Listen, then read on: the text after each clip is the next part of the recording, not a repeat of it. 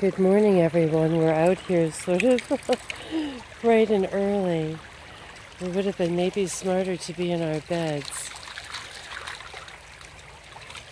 But you know, in the night there was some interesting, there was an interesting new development about the Kavanaugh case. And that was an ex-boyfriend who said that Ballsy Ford had helped a friend who was applying for the FBI with a polygraph test.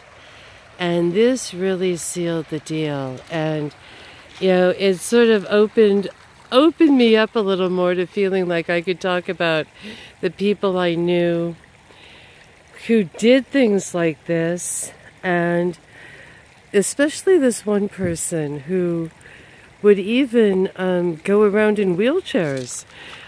Just, you know, in fact, there were a group of them because they knew that they would garner sympathy. Isn't that interesting?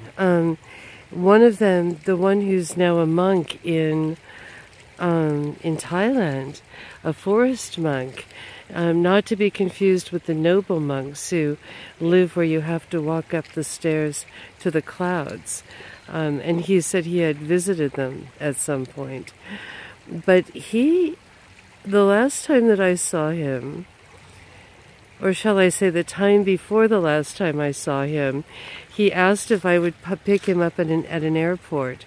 And when I went to the airport, he was dressed in full monk regalia, and he was being wheeled in a wheelchair. And he has absolutely no problems at all. This man hikes and travels all over the world. And when he got in the car, he said to me, "You will never know the joy it is to be a monk, to be dressed in monk's robes, and to say that you can't walk." I got, you know, he said he got first class on the airplane. He just, you know, and I think it was harder for me to like get in the car to go get him. The airport was far away. So, you know, these are people, and it's interesting that he himself didn't have a degree in this, but he hung out at colleges all the time. This was sort of our, what would you call it, our own sort of Jolly West at the school where I went. And that was how I came really to meet him and this other woman. We'll call him Father Oblivion. But there was so much of this kind of going on all the time. Word play, playing with other people, making other people think something happened to you, you know, and just really looking at other people to see how far can you go with your lies. And like I said, she got a degree in psychology and could make those little funny voices. And I never feel that, I always feel I'm gullible and very gullible to things, and maybe not always the greatest reader of people, although I can sometimes pick up on vibes. But that really struck me, and I think that's why I'm doing this video, because it was like so bizarrely intensely obvious. I didn't see how anyone could really believe this person, because I was really expecting someone who would really kind of have it together more. I did find with these people, a lot of them, like she was, like just very obvious. But with this friend of mine, or acquaintance or whatever, and it was sort of strange and complex, and this is the one whose father was the lieutenant colonel and, you know, head of entertainment and liquor in the Vietnam days and living in Hanoi and all these different places, was that if you want something from someone, you continually bring a person back to that point in a conversation. And I found it to be very annoying, because I really realized she was doing it with me. So say you call someone and there's something you want from them, they can be talking about other things, but you continually always bring the point back in the conversation to what it is that you want. And you'll let the person ramble for a while and maybe think that they're having a conversation with you, but what you're really doing is, getting that and repetition. So, it's funny that she would tell me these things and then she would do them to me. Like, can I have a ride to the pharmacy? Can I have a ride to the, something, just repetitive over and over again. Will you write my paper? Will you write my paper?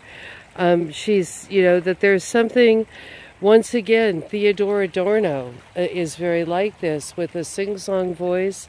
Can you write my paper? And Waldorf was really big on that. I remember, being told that if you spoke in kind of a sing-song voice to children, you could get their attention. I mean, some of these things are just maybe kind of common sense, but it's weird, it's like the Anison commercials. If you read marketing books, that Anison, had the little hammer on the head, and, commercials said that, you had a greater chance of people buying things if they heard it 7 times or 20 times or however many times they would be listening, So that was kind of, he likes to dig holes in the water too. He likes to dig holes to China in the water. Simon, you're wonderful. Good morning. Here we are, up before the crows. And, I don't know, I was raised in this kind of, I don't know, maybe slightly more honest family. I don't know. I'm not saying they were super honest, but my father was a minister, so he wasn't really teaching me those tricks of the trade about, if you do this, it will disarm people. If you put your voice up a register, they'll believe you and you can get whatever you want, And now it's interesting that this is beginning to come out more, and even beyond that, just the whole MK Ultra nature of everything.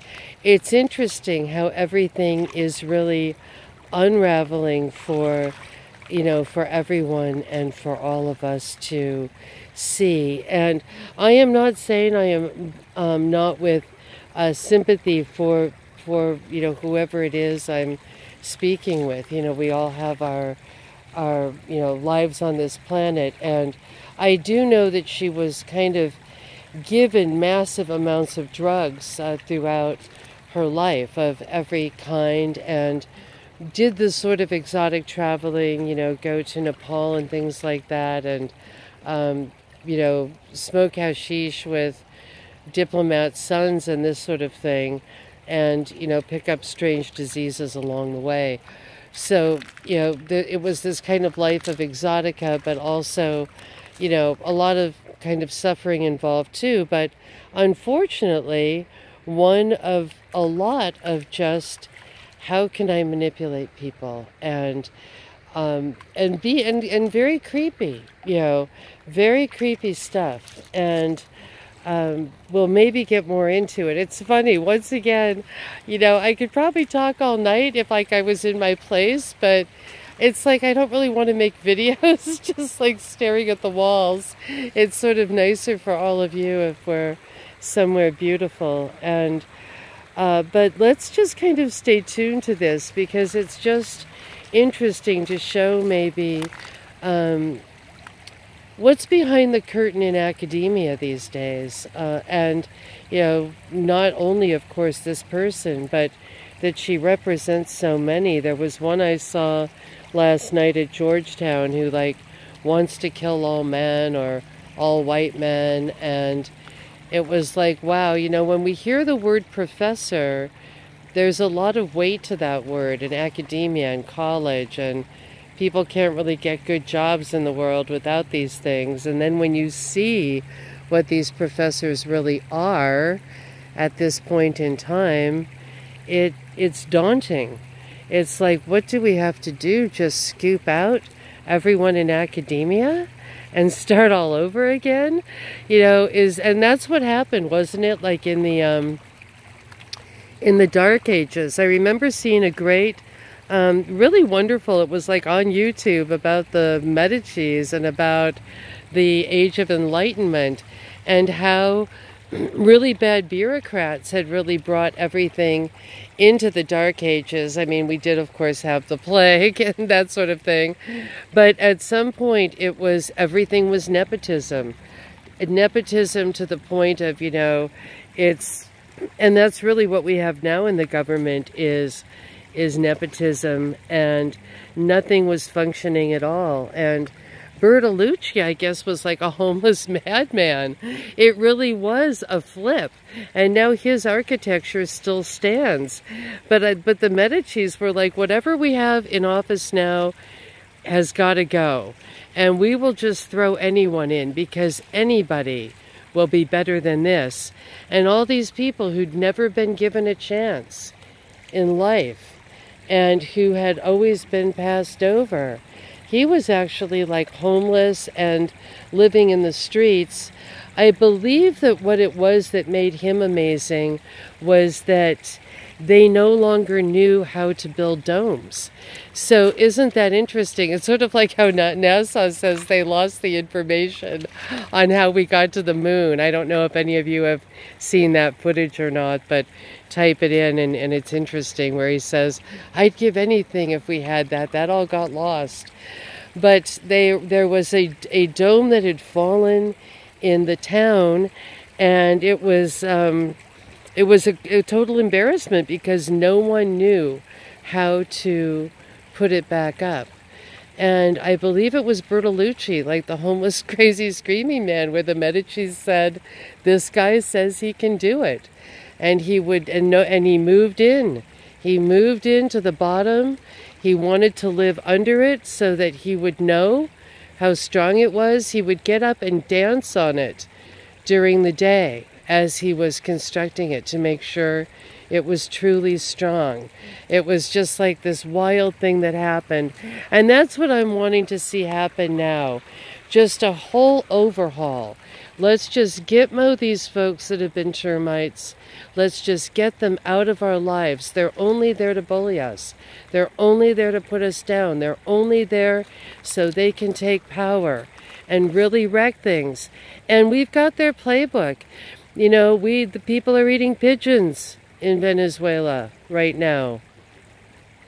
And talk to anybody, you know, from Poland or, you know, any of these countries that have gone through this nonsense and been sold the bill of goods in the most violent of ways. But it really made me feel like there's a part of me that doesn't breathe deeply enough. And when I was watching those people screaming at Kavanaugh and everything, I was like, wow. I think, you know, like going to the Evergreen State College did something to me where you're like afraid to breathe because everything you do and say will be held against you. There is a playbook. And it's interesting because I had a comment from someone asking about humor, and that is that was kind of the first thing I noticed when I went to the Evergreen State College, was that the humor was very limited. Of course, there were some very bright students there who were very funny and could get a great laugh out of the whole thing. But as far as the, whatever they call it, the culture, I'm starting to hate that word these days, the culture of the place was humorless. And yes, these people, you know, God knows what they did. We're talking about, you know, Burning Man people. We're talking about people like, who is it at Burning Man? You know, there's a woman named Sodomite Hershey who just like, yeah, exactly. We don't even have to talk about the little mosh pit she's in and all of these people, right? They go all the way. But the second they can use something against you, they will, and they will repeat it over and over and over again. And it can be the littlest thing, right? I mean, so we've got people who could be the most debauched people in the world, but they will scream about that Kavanaugh drank beer in high school till the end of time and be self-righteous about it.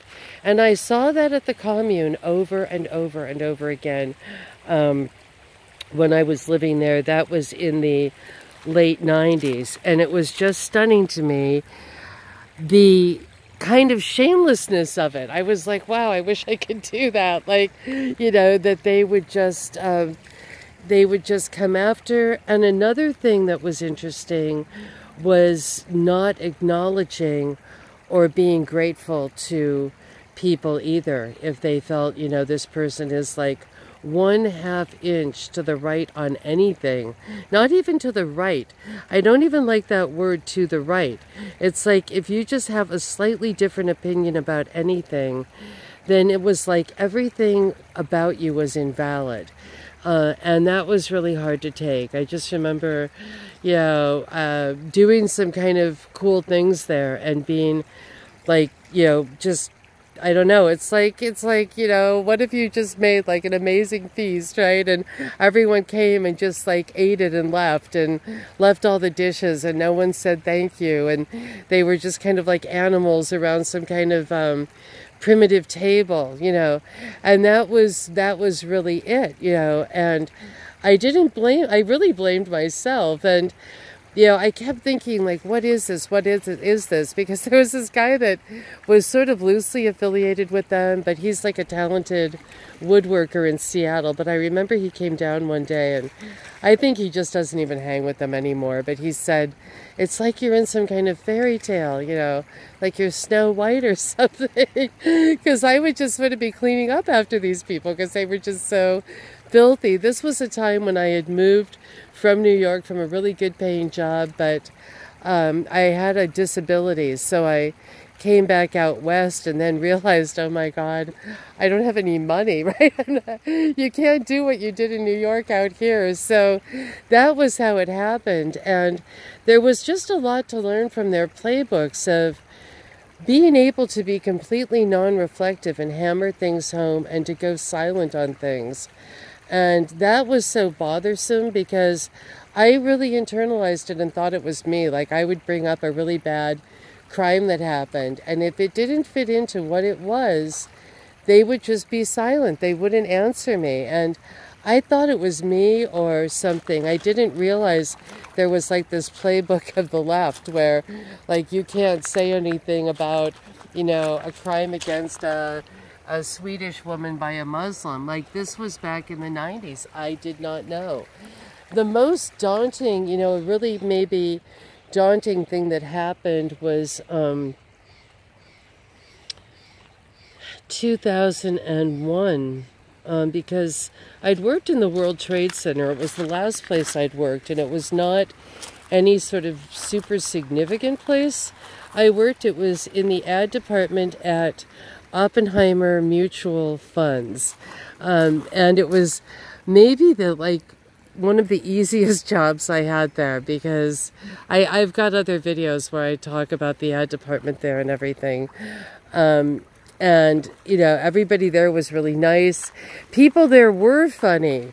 By the way, I remember there was this guy who was like a broker, and he had, God, I hope these people lived. It was on the 33rd floor, by the way. And if I remember correctly, it was on the same floor as that Joni Mitchell song, because we would play that, you know, you could have been more than a name on the door on the 33rd floor in the air. And so when the towers came down, I was living out here, and, you know, I was horrified. You know, I was completely horrified. And I found out, you know, from a friend who was, you know, in that milieu, but very different, kind of very much a cut above, and he was bicycling. I didn't have a TV. My phone was out, so I was like very late to know. And when I went over to a house that was having some kind of big gathering, all the people there were just talking about, oh my God, they were so worried about the Muslims, and they really could care less, and they kept saying over and over again about how everyone deserved it at the World Trade Center. And it's funny because a friend of mine, a true hipster who lived in the East Village, I remember he called me and said, you know, it's terrible. It was called the WTC. Those people out in Seattle probably confused it with the WTO or something. You know, it was just ridiculous that these people were out here being so smug, you know, just kind of partying and, you know, saying, oh, you know, wow, those are really bad people in that building, you know. So I just couldn't believe it. I thought, you know, they were no better than anyone who worked in that in the World Trade Center. They had no idea who those people were. I just could not believe the depersonalization of it. And I remember there was a guy who lived at the household who really caught on to the fact it bothered me. And he would say things when I least expected. He'd say, you know, really not that many people died. It's not that big of a deal. You know, he would just say it like out of the blue, just to really try to bother me. And I really tried to act like it didn't, but of course it did. Of course it did. It bothered me greatly. It bothers me greatly to this day. It always will. It's like outrageous. So, you know, we really are dealing with the enemy. We're not dealing, and that was what I did not realize when I was first there. I think that I always thought, you know, these are people, you know, they're politically active. They seem to, you know, really want to be doing something. They must know something I don't, you know. I kind of really gave these horrible people the benefit of the doubt because, you know, they were the professors. They were the ones running the show. And I think that it's, you know, darn tootin' time that we really clean house and get the Bertolucci's in, you know, get the ones in who they shoved into the back, you know, who they would not allow to go forward in life, and just put in the very, very, very worst who would just toe their party line. Wow. It's all coming down, you guys. Our little reptiles' costumes are falling off, aren't they? And you are amazing. And sorry if I sort of went on and on. At least I hope that the doggy was fun. All right? Have a great day. I think it's time to head back to work and the nitty-gritty and all that. But it's fun to have a little moment or two, isn't it, of solitude. Take good care. Bye.